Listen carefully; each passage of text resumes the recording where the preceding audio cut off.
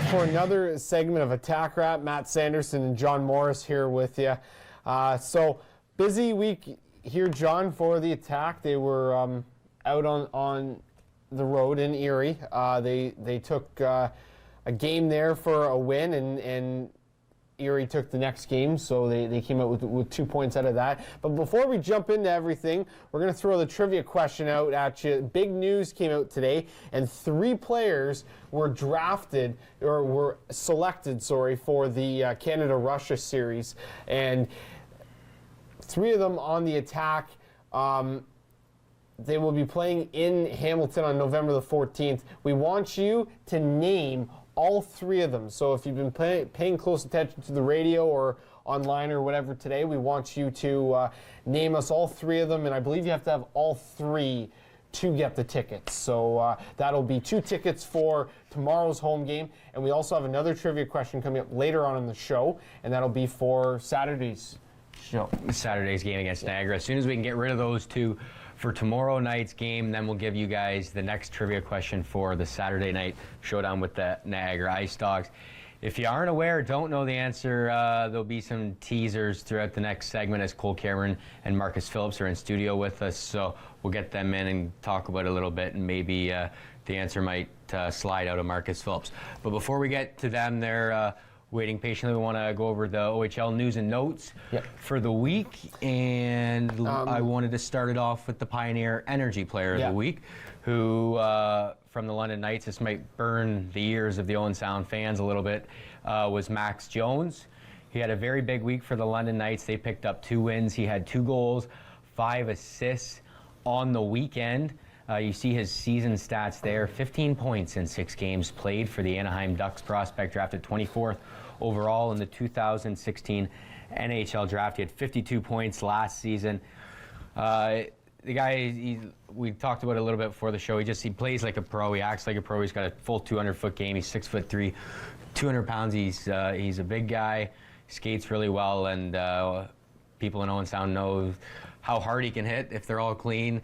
That's yet to be there. Well, it was decided that they aren't all clean, but he's that type of guy who can play with an edge, and if he can keep it on the good side of the line, he can be a very effective and dangerous player for the London Knights, and he's going to be a very big part of their offense this season. The next segment that we want to go over is the Huron Tractor Player of the Week.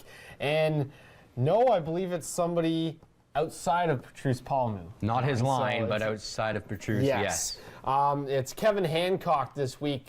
Hancock had a great week, scoring 2 goals in 2 games. Scored, I believe, the tying goal in the first game against Erie on Friday, and then eventually the game winner. And then he also scored on Saturday as well. He's on a bit of a point streak as well, 6-game point streak currently right now.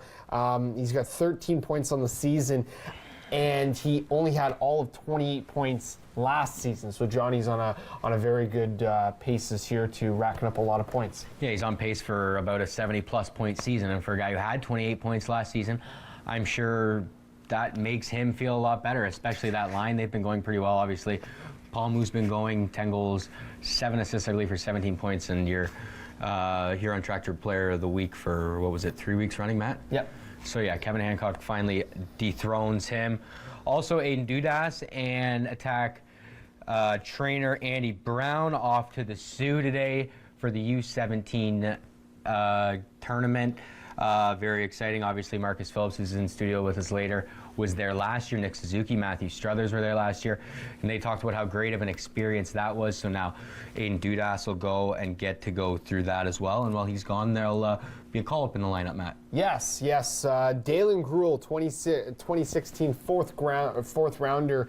He'll fill in for Dudas while he's gone for 6 games, so they'll be able to see a little bit of this kid. 6 games is a relatively good-sized stretch of games for you to be able to come up and play, especially if it's your first time playing in the OHL. So this will be a big thing. Dalen Gruel is actually played on the 40 Meteors last year and played quite well for them too. Playing for them this season, through 10 games, he had 9 goals, 6 assists for 15 points. So obviously clicking at a pretty good pace, and who knows, maybe this kid can come in and produce points in the OHL. There's nothing that says he hasn't. If you look through his stats throughout his career at AAA, he's been able to put points up, and I'm sure Coach Ryan McGill and GM Dale DeGray would love to see him come in and be able to produce for this team. Another big note out of the Sioux, Blake Spears, who is from the Sioux, returns to the Greyhounds, the New Jersey Devils.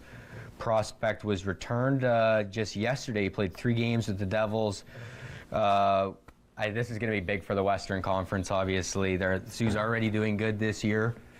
They get him back. He had 74 points last year. He can score. He can set up plays. One thing that I wanted to note on was a guy like Zach Senyshyn, Boston's first rounder from 2015. Besides the hat trick he had against Kingston a couple weeks ago, he only has a goal and an assist. You wonder if Spears coming back can maybe get him going a little bit. And if he's going, Blake Spears is back, some of the other pieces that the Greyhounds have, they might, you wonder how far they can go in the Western Conference as far as standings for the regular season. Obviously, they sit 4th in a home playoff spot. Yes, we're 14 games into the season, but that's what the stats show so far. Yeah, could definitely be a big momentum shifter for them. So and we only absolutely we only have a couple minutes left before we go to break, but we want to show you the standings so far for this week throughout the OHL. So Western Conference standings first, obviously Erie sitting on top, tied there with Saginaw, 8-3-1 on the season. Kitchener Rangers 8-3. 0-1, and Sault Ste. Marie, like we just talked about, 8-4-1. The Attack is sitting in 8th place right now, 6-6 so far in the season, so respectable 500, and they obviously want to change that up as the weeks go on. Eastern Conference for you.